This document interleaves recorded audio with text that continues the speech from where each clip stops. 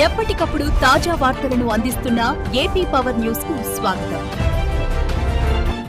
Anakapalli MPP సభలో political war. Anakapalli సర్వసభలో high drama. కూటమి versus YCP. ప్రజాప్రతినిధుల మధ్య మాటల యుద్ధం.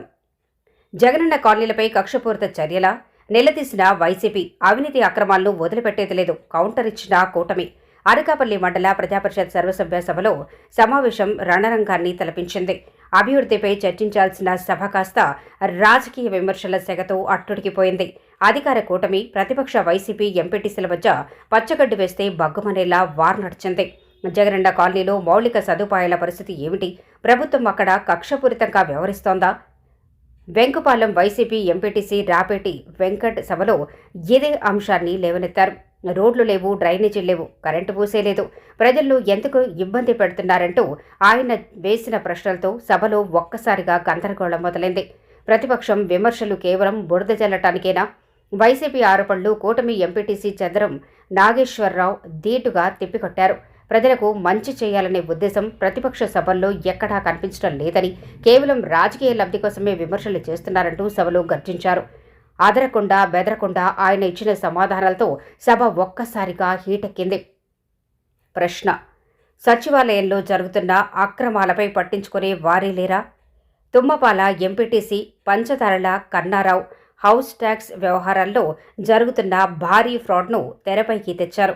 గత 2 ఏళ్లుగా అక్రమాలు జరుగుతున్నా స్థానిక ఎమ్మెల్యే ఎందుకు పట్టించుకోవటం లేదంటూ సంచలన విమర్శలు చేశారు. దీనిపై కూడా చంద్రం నాగేశ్వరరావు వివరణ ఇవ్వడంతో ఇరువురి మధ్య తీవ్ర స్థాయిలో కోల్డ్ వార్ నడిచింది.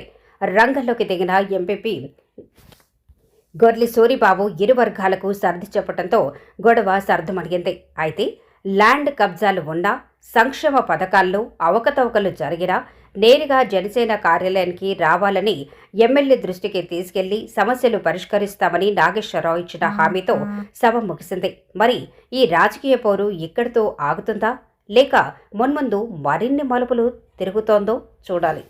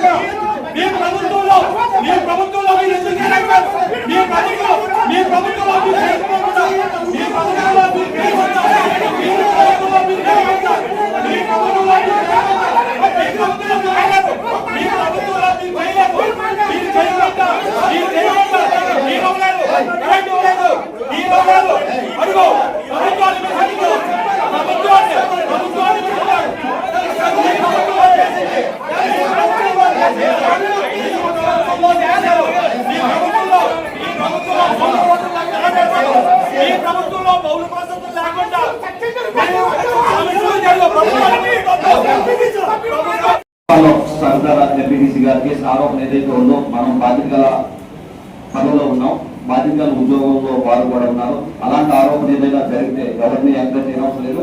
రిటర్న్ గా కంప్లైంట్ చేయండి, పై అధికారులకు ఫిర్యాదు చేసి దాని మీద చర్యలు తీసుకునే విధంగా మనం చేయాలి. ఒకవేళ అధికారులు తప్పు చేయకపోతే మన రాజకీయాలకి ఆ అధికారులు పనిచేయొద్దు. దయచేసి నిజంగా తప్పు జరిగితే చర్యలు తీసుకున్నాం, రిటర్న్ కంప్లైంట్ పెట్టేసేయండి. తప్పు చేసిన వాళ్ళ మనం ఎంకరేజ్ చేయకూడదు. 2 అయిపోయింది, రాజకీయాలన్నీ అయిపోయి మన 5 సంవత్సరాలుగా వివిధ పార్టీల్లో వివిధ రాజకీయ నాయకులు ఉన్నా సరే, సర్పంచ్ సోదరులు కానీ ఎంపీటీసీలు కానీ అన్నదమ్ములుగా మెలిగాము. ఏదైనా మేము మాట్లాడుతున్నా అంటే వ్యక్తిగత విషయాలు సర్పంచులతో కానీ ఎంపీటీసీలతో కానీ మాకు ఎవరికి లేవు.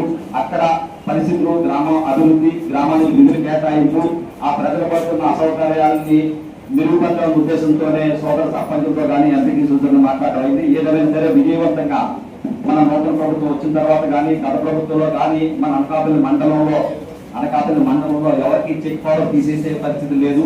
అందరినీ కూడా గౌరవించుకొని బాగానే తీసుకెళ్ళడం జరిగింది.